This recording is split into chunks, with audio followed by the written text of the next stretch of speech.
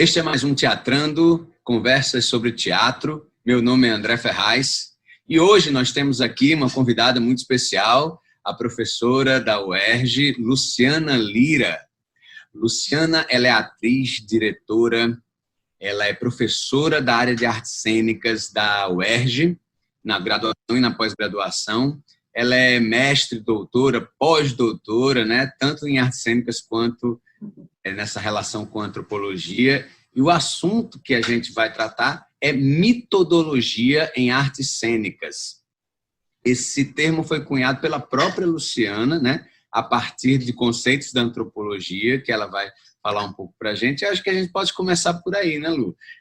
Como é que surgiu esse seu interesse? Como é que surgiu essa relação, né, entre o seu interesse pelas artes cênicas e pela antropologia, que veio a culminar nessa construção desses termos como artenografia, metodologia? Como é que surgiu isso? Tudo bem? Tudo bem, olá André, olá a todos. Como é que vocês estão nesse momento de isolamento social? Acho que um espaço bom para a gente ficar conversando e descobrir coisas, né, nesse momento. Mas, enfim, vamos fazer uma viagem no tempo, na verdade, né, para conversar um pouco sobre essa ideia de metodologia, que hoje eu nem chamo mais de metodologia em artes cênicas, apesar de eu ter muitos artigos publicados, mas chamo de metodologia em arte, justamente porque eu acabei fazendo interlocuções também com outras linguagens, outras modalidades de arte, apesar de ter uma formação na área de teatro e trabalhar muito com pessoas do teatro, da dança e da performance. Então, a gente vai fazer essa viagem no tempo, na verdade, falar um pouco sobre a metodologia em arte e falar do início de minha jornada, e aí a gente volta em pelo menos 20 anos atrás, né? 2000, quando eu me formei em artes cênicas em Recife, eu sou de Pernambuco, e lá, né, nesse período, enquanto eu estava num processo de formação, eu acabei dando muitas aulas de teatro, né, como eu acho que é uma realidade de muitos e muitas, e dava aula no SESC de Pernambuco, dava aula em escolas particulares, cheguei a dar aula numa penitenciária pública de Pernambuco também, e nesse espaço eu comecei a experimentar, né, eu fazia o que todo professor de teatro que está iniciando faz, né, professor ou professora, que é justamente ir para os livros, verificar um pouco quais são esses jogos, quais são essas maneiras, esses procedimentos, né, que existem para que a gente possa fomentar, para que a gente possa estimular o aluno, a aluna, a construir as cenas, as improvisações, enfim, e chegar à construção de um espetáculo, de uma performance. E assim eu fiz, mas eu percebi que indo nessas fontes, que são fontes maravilhosas, como as fontes do Augusto Boal, da Viola Spolin, né, isso só para a gente falar aqui no nível, vamos dizer assim, fora do Brasil e aqui dentro do Brasil, mas eu fui vendo que esses procedimentos eram muito potentes, mas ao mesmo tempo sentia que os alunos tinham um vínculo com as aulas de teatro, mas que eram vínculos que eu considerava ainda vínculos muito superficiais com o que o teatro poderia dar, né, com o que a arte da cena poderia fornecer em termos de aprofundamento enquanto pessoas, não só como artistas ou como alunos artistas, mas também como pessoas, como é que eles podiam se aprofundar neles mesmos, né? Eu sou filha de psicóloga, né? Minha mãe é psicóloga e psicanalista, e então sempre tive muito acesso aos livros de psicanálise e de psicologia muito perto de mim, e especialmente eu tinha um interesse pelo Jung. O Jung sempre trabalhou muito com a questão dos mitos, né, das narrativas míticas, com a ideia dos arquétipos, e aí, percebendo essa interlocução, eu comecei a pensar assim, talvez eu possa levar algumas narrativas míticas para que esses alunos possam experimentar, ao invés de a gente usar, vamos dizer assim, uma situação cotidiana para improvisar, vamos trabalhar com determinadas narrativas, né, como foi o caso de um grupo que trabalhou com a narrativa do Minotauro, e isso realmente criou um outro tipo de vínculo dessas alunas e desses alunos com a aula de teatro e com as vidas pessoais. Então, muitos deles estavam, de alguma maneira, trabalhando questões que eram deles mesmos, delas mesmas, a partir da narrativa mítica, né? Então, eu comecei a ver realmente muita potência nesse trabalho. Eu acho que eu posso também dizer que uma inspiração muito grande minha foi um professor também da UFPE, um grande arte educador, né? Na época chamado arte educador, mas um cara que trabalhava com teatro e educação na UFPE, que era o professor Marco Camarote, que também me apontou a possibilidade dos mitos e dos contos de fada como realmente um espaço de potência para se trabalhar dentro de sala de aula, né? Um nível com arte, né? Com teatro e dança e performance. E aí, paralelamente a esse trabalho que eu estava fazendo nas escolas, eu também estava atuando como atriz, né, e estava fazendo um curso de direção teatral, num curso de extensão da UFPE também, com o professor Roberto Lúcio, que atualmente é professor da UFPE, e nesse curso de direção teatral ele me pediu para fazer um trabalho, né, de finalização de curso, né, todo mundo tinha que dirigir alguma coisa, e eu resolvi dirigir, um sonho que eu tive, um sonho mesmo, né? Ao invés de eu pegar um texto teatral e tal, eu resolvi pegar um sonho mesmo, eu tinha dormido, sonhei com uma mulher montada num cavalo, né? E eu comecei a chamar essa figura que eu sonhei de Joana, né? E quando eu fui intitular um pouco essa performance, eu chamei de Joana em Cárcere, né? E aí eu comecei a aproximar um pouco esse sonho da narrativa mítica da figura da Joana d'Arc, a guerreira Joana d'Arc, que é uma guerreira francesa, né, que surgiu no período da Idade Média. E aí eu comecei a perceber que, na verdade, o que eu tinha interesse naquele universo da história da Joana d'Arc não era toda a história, mas alguns aspectos da história, alguns pedaços da história que eu chamo de mitemas, né, que são pedaços da história de um mito. A gente está chamando de Joana d'Arc, apesar de Joana d'Arc ser uma figura histórica, ela ter existido efetivamente, a gente pode olhá-la como um mito, na medida em que ela instaura para a gente uma espécie de modelo, né? Ela construiu, ali no período da Idade Média, passou de uma estrutura para outra, né? A partir da figura da Joana d'Arc, dos feitos da Joana d'Arc naquele período, na Guerra de 100 Anos, a gente vê uma mudança de paradigma do que é medieval e passa para o que a gente chama de Idade Moderna, né? Então, ela, de alguma maneira, é uma figura que é muito importante dentro dessa passagem histórica.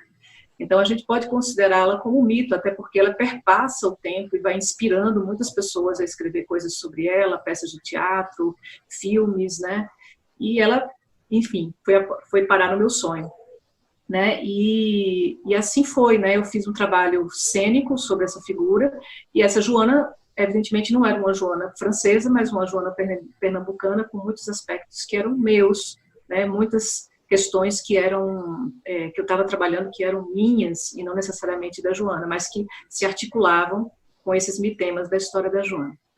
Então, foi com a Joana que eu vim cavalgando para São Paulo, né? Atualmente eu moro em São Paulo, mas faço uma interlocução forte com o Rio, né? A André falou no início que eu sou professora da UERJ e professora efetiva da UERJ, então, em geral, eu passo a semana inteira no Rio e volto para São Paulo justamente porque eu tenho uma interlocução muito forte com os trabalhos de arte aqui em São Paulo, e atualmente, agora, eu estou aqui nesse processo de isolamento.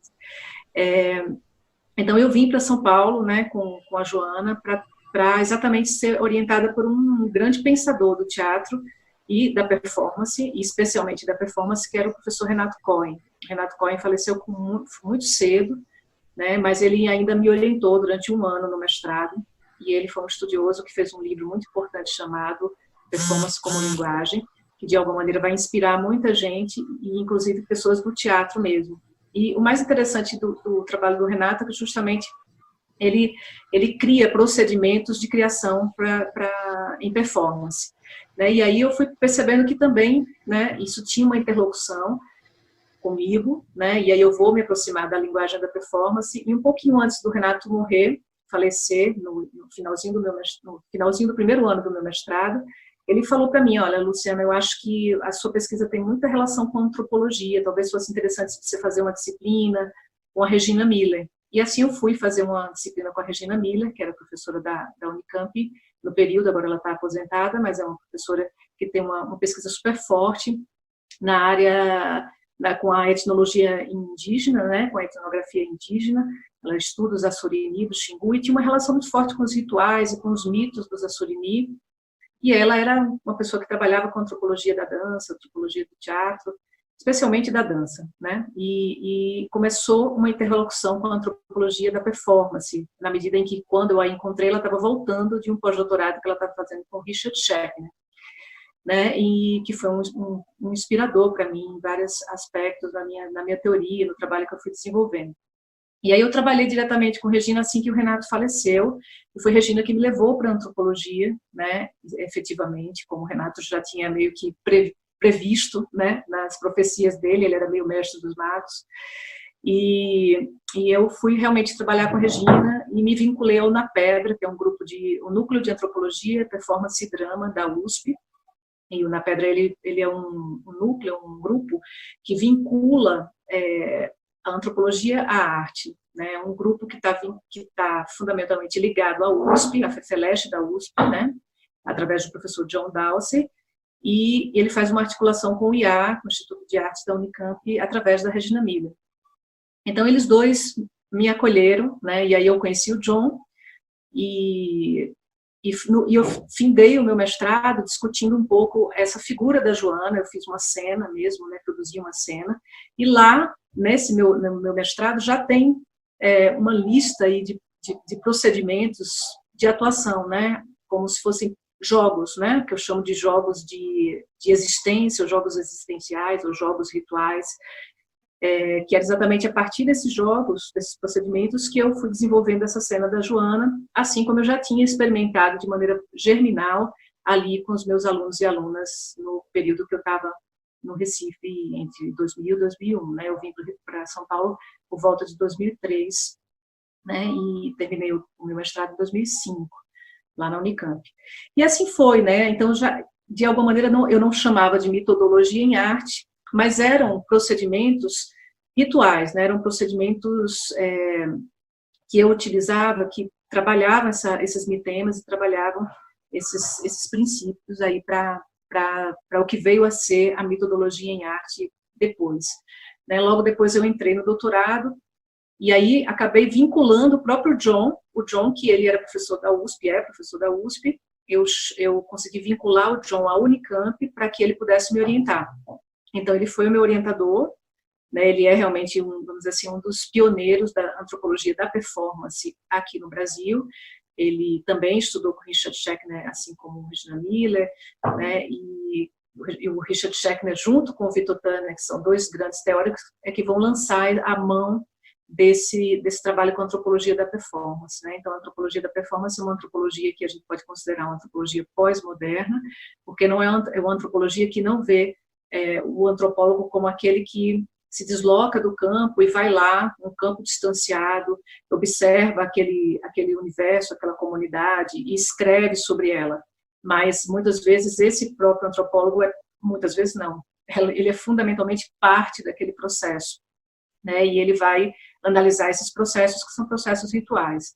Obviamente que dentro da antropologia, a antropologia da performance trabalha dentro dessa perspectiva ritual, né? Tentando apreender esses rituais que estão sendo produzidos em comunidades diversas, inclusive comunidades urbanas também, não são sempre comunidades distantes, né? Mas quando a gente leva aí, vamos dizer assim, a antropologia da performance para o universo do teatro, como é que a gente observa o ato de fazer teatro como um ato ritual também, né? Como é que a gente constrói esses processos. Né? Então, a minha ideia de teatro começou a se aproximar muito da ideia de ritual, da ideia de ritos de passagem, tentando pensar o processo criativo também como um rito de passagem, né? Também como um rito onde, ao invés de a gente estar interpretando um personagem ou construindo uma figura que está fora de mim, eu também estou trabalhando questões que são minhas de um âmbito pessoal, de um âmbito também coletivo, e colocando isso na roda do processo criativo, né? E aí pensando um pouco o mito como esse grande suporte, né? Muitas vezes a narrativa mítica ela existe para que a gente possa contar uma história que também é minha, né? Então um pouco isso, né? Meu contato com a antropologia vai ser nesse lugar, especialmente com a antropologia da performance. E, paralelamente, eu também encontrei um outro campo da antropologia que foi bastante importante para mim, que é a antropologia do imaginário. E aí eu conheci vamos dizer, esse campo de estudo pelo viés da educação. Né? Então, através de uma pesquisadora chamada Daniele Rocha Pita, que ela foi durante muitos anos professora da UFPE, né? Ela é francesa, mas morou muito tempo em Recife e fundou um pouco esse caminho. Ela foi uma estudiosa exatamente da antropologia do imaginário, que foi fundada por Gilbert Durand.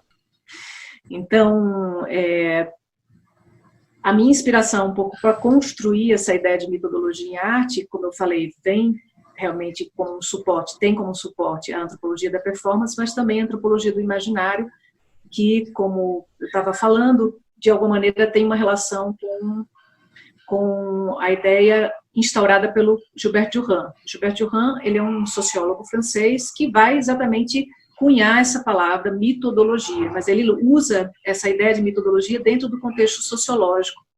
Ele vai construir, né, agrupamentos, né, ou vai analisar agrupamentos sociais e tentar pensar quais são os mitos diretores, né? Ele chama de mito diretor, alguma narrativa que está conduzindo, alguma narrativa simbólica que está conduzindo determinados agrupamentos sociais.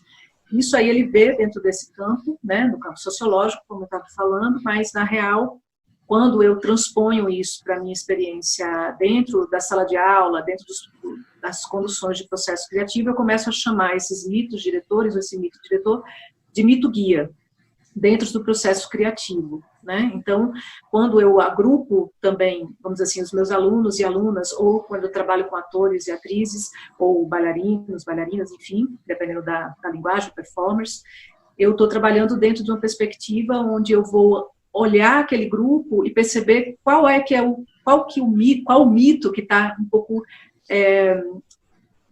eclodindo, né, explodindo ali daquele grupo. Né, que mito, que narrativa mítica agrupa aquelas pessoas, né, de alguma maneira constrói um lugar ali que o Victor Trans chama de comunitas, né, que é que une, né, aquela comunidade, aquela pequena comunidade de alunos e alunas, ou atrizes e artistas, né, dependendo do processo que eu estou guiando. Então, eu comecei a experimentar isso, né, e comecei a ver isso já existia um pouco no mestrado, mas no doutorado isso vai realmente ganhar um nome, ganhar uma interlocução mais expressiva, né, com a antropologia da performance e a antropologia do imaginário, especialmente quando eu desloco a minha ideia da Joana, a minha Joana que eu estava experimentando comigo mesma, vamos dizer que ele vinha de um campo de uma mitologia pessoal, né, foi um sonho que eu tive, e aí comecei a pensar sobre esse sonho e construir uma cena sobre ela, e eu vi o eco dessas guerreiras, dessa minha guerreira, em outras guerreiras, em outras mulheres. Foi quando eu descobri as mulheres de Tejucupá. Eu descobri as mulheres de Tejucupá através de um dramaturgo pernambucano chamado Luiz Felipe Botelho. Ele, sabendo da minha pesquisa com a Joana d'Arc, né, ele tinha participado desse curso, né, de direção. Eu também. Você também, o Kleber também. Um monte de gente participou desse curso, né? Foi fundamental. Inclusive o Alexandre Nunes, que me trouxe, que me ajudou a vir para Campinas, ele também participou desse curso, né? E aí foi o Felipe Botelho que me deu um livro, né, que se chamava Mulheres Tejucupá, um filme sobre mulheres guerreiras, que tratava de um pequeno documentário que foi feito em 2002 sobre umas mulheres na zona da Mata Norte de Pernambuco, entre Pernambuco e Paraíba, e essas mulheres, elas contam a história de uma história, né? Então, as mulheres atuais, que moram hoje em Tejucupá, lideradas por uma delas, né, que é a dona Luzia Maria da Silva, elas construíram uma peça de teatro. Assim como eu construí a minha Joana, elas construíram uma peça de teatro, só que eu estava falando um pouco da minha história através da Joana, tendo a Joana como plataforma para contar um pouco da minha história, e elas estavam contando também a história delas, da comunidade, porque elas meio que recontam uma experiência que se sucedeu em 1646, né? Na época da invasão holandesa,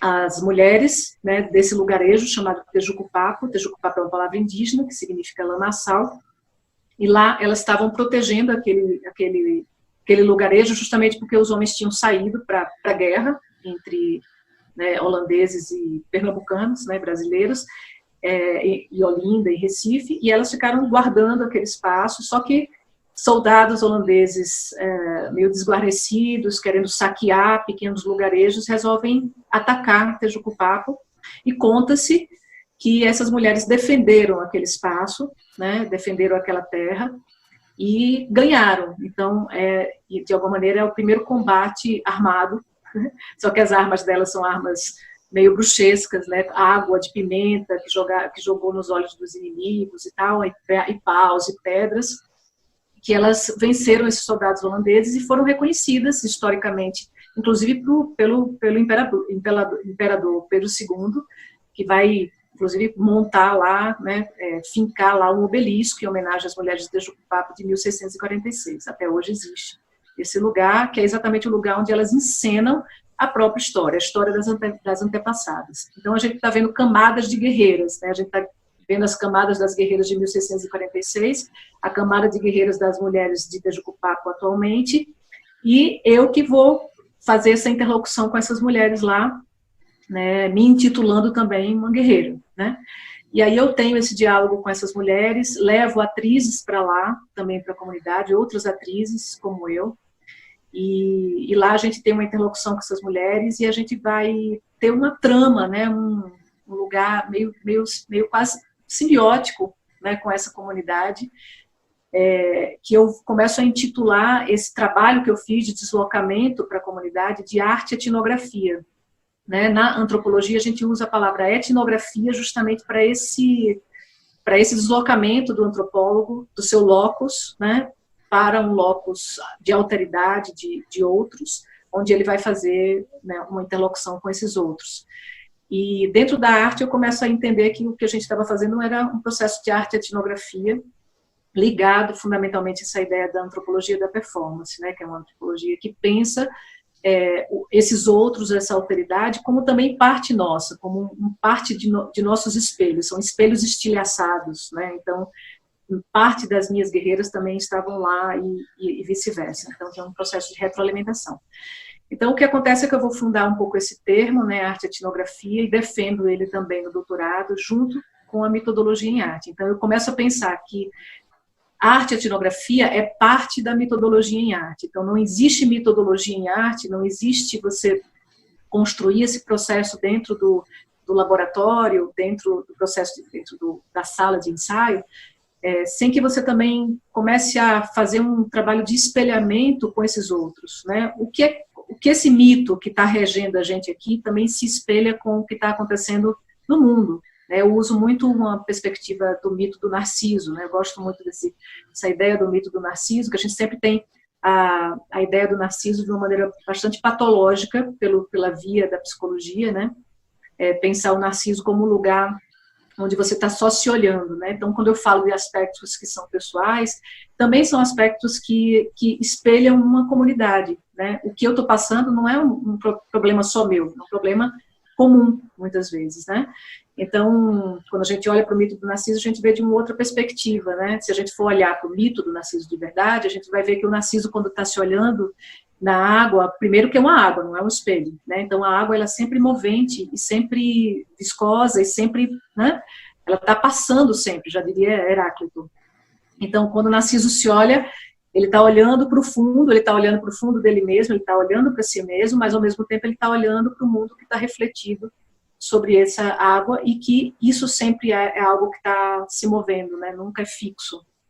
Então, a perspectiva desse artista que a gente vai fomentar, que a gente vai criar a partir da metodologia em arte, dessa ideia do deslocamento com a arte e etnografia, é justamente um artista de fricção, né? Ele está no entre-lugar, que isso é um termo também da antropologia da performance, né? A ideia de fricção, que vai ser cunhada pelo John Dawsey, pensar fricção com um parênteses no R, né? Que é exatamente esse entre-lugar. Fricção, né?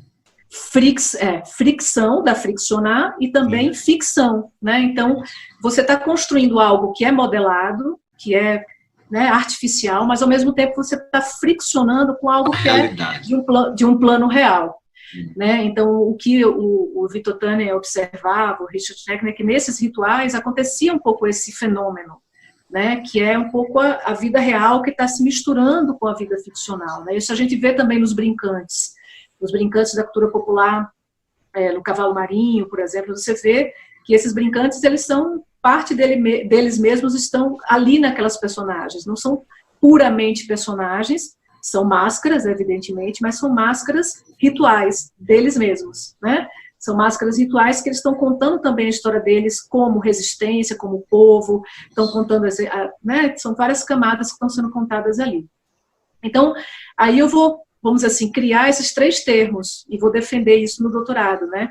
A ideia da metodologia em arte, que é, vamos dizer assim, a ideia fundamental. Dentro da metodologia em arte, a gente tem a arte-etnografia, que é esse deslocamento, né?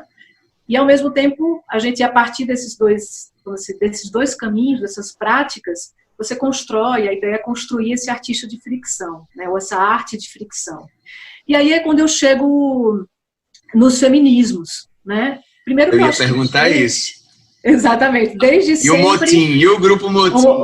O motim, né? Desde sempre que as minhas temáticas giraram em torno dessas questões feministas, né? Desde o período que eu estava trabalhando, especialmente com a Joana d'Arc, né? A Joana d'Arc é um ícone feminista, inclusive, né? Exatamente porque ela traz realmente um espaço de transgressão muito forte com um sistema que é um sistema patriarcal, o fato dela ter se vestido de homem, dela ter batalhado junto com os homens, então ela vira um ícone. E eu vou já entrar em contato com isso, mas eu tinha muito medo, né, de abordar o feminismo, de abordar a Joana d'Arc por uma ótica feminista, desde sempre. E quando no meu doutorado isso acontece da mesma maneira, se você for na minha tese hoje, que quem tiver interesse também está lá no repositório da Unicamp, o mestrado e o doutorado estão lá. Também eu não falo de feminismo, apesar de a todo momento estar falando de questões de mulheres. Então, o feminismo ele vem surgir para mim de maneira contundente após o doutorado, quando eu comecei a dar aula e experimentar a metodologia em arte nas salas de aula, né? Enquanto lá no início eu dava aula no ensino fundamental, né, para alunos e atores e artistas que estavam começando a fazer teatro, e depois eu comecei a dar aula na Unesp, e depois da Unesp aqui em São Paulo, depois eu entrei na UERJ como professora efetiva. E comecei a experimentar essa metodologia, não só dentro da universidade, mas também fora da universidade, com vários processos criativos, né, no Recife, em Goiânia, em vários lugares que eu fui produzindo trabalhos, né, a partir dessa perspectiva. Eu também sou dramaturga, então eu também misturava o processo de encenação com a dramaturgia. E sempre que o fato de eu entrar em contato com essas mulheres me fez também entrar em contato com esses temas que são temas feministas e começar também a ser procurada pelas mulheres para dirigir os seus trabalhos. E, invariavelmente, quando essas mulheres me chegavam com seus temas, sempre eram temas que partiam de um plano que era pessoal. E eu comecei a estudar as teorias feministas e fui percebendo, né, tem uma terminologia muito importante dentro do feminismo, que é da segunda onda. O feminismo é dividido pelo menos em 3 ondas, né? A primeira onda das sufragistas, depois a gente tem uma segunda onda, onde a gente vê a revolução ali da década de 60, 70, 80, e a gente vê, vamos dizer assim, esse período contemporâneo que a gente já está começando a perceber que já estamos numa 4ª onda ou num tsunami. Não se sabe. Sim. Tsunami feminista, né? A Margaret Haag fala um pouco sobre essa ideia de tsunami, né? Várias ondas.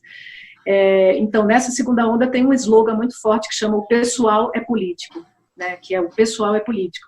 Então, aquilo ali me chamou muita atenção e eu comecei a pensar um pouco na ideia de fricção também nessa perspectiva. A partir do momento que eu estava tratando de questões que eram minhas, ao mesmo tempo eu também estava ganhando uma amplitude a partir do momento que a questão, por exemplo, do feminicídio, do aborto, do estupro, que eu trato, o estupro especificamente que eu trato na figura da Joana, não é um problema meu, né? É um problema meu, algo que aconteceu comigo, mas ao mesmo tempo isso reverbera num campo que é social, é um problema social, né? Então, foi a partir daí que eu comecei realmente a me aproximar das teorias feministas. Quando eu entro na UERJ, eu monto um grupo de pesquisa, que é um grupo de pesquisa e extensão, ligado ao CNPq, que se chama Motim. Não à toa, o nome se chama Motim, né? O nome que eu dei foi Motim. Dentro da palavra motim tem a palavra mito também, isso me interessa. Né? E, vamos dizer assim, o sobrenome do motim é mito, rito e cartografias feministas. Então, tem um tripé onde eu estabeleço essas pesquisas, né?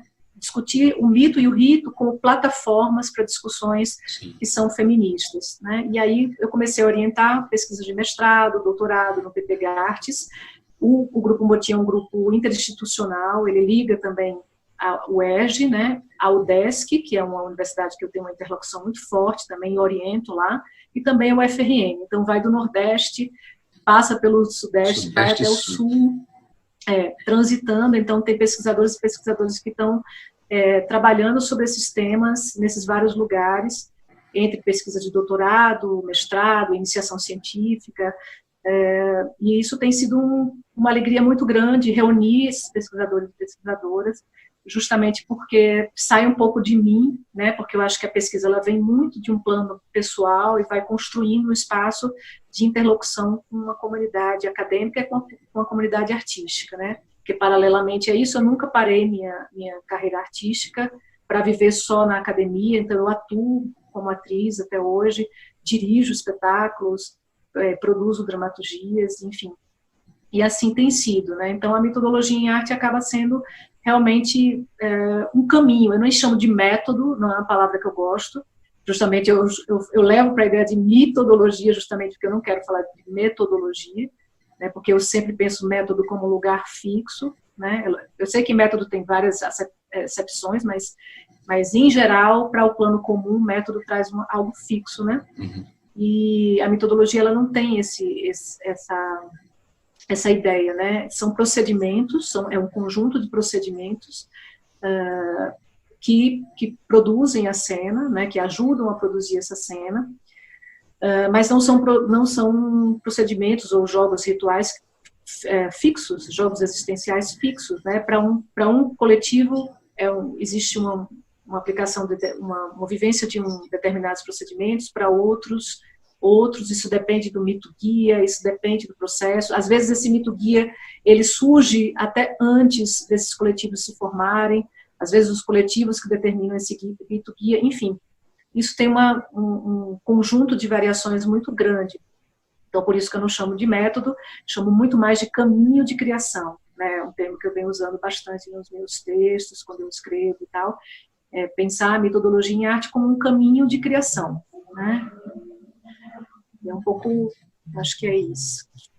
Muito bem, muito obrigado, Lu, por ter batido esse papo aqui com a gente, conversado sobre todas essas questões, metodologia de artes. E aí a gente vai colocar também aqui embaixo, na descrição, né, uns artigos de Luciana, algumas coisas, né, tem sites, né, que vocês quiserem procurar, tanto tem Vamos colocar. A gente tem o Motim, né, no Facebook, no Instagram, a gente tem feito lives nesse período de isolamento. Está tudo aí na descrição.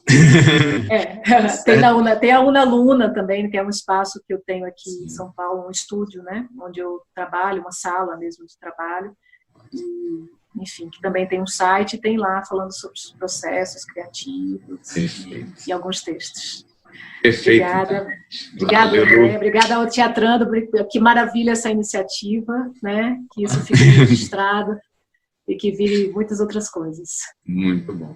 Obrigado, Lu, e obrigado a todos que assistiram. Continuem aqui acompanhando os vídeos anteriores. Inscrevam-se no canal, comentem e continuem estudando, pesquisando, fazendo arte sempre. Obrigado, Lu. Sempre. Obrigado, Obrigada, André. Obrigada pelo convite.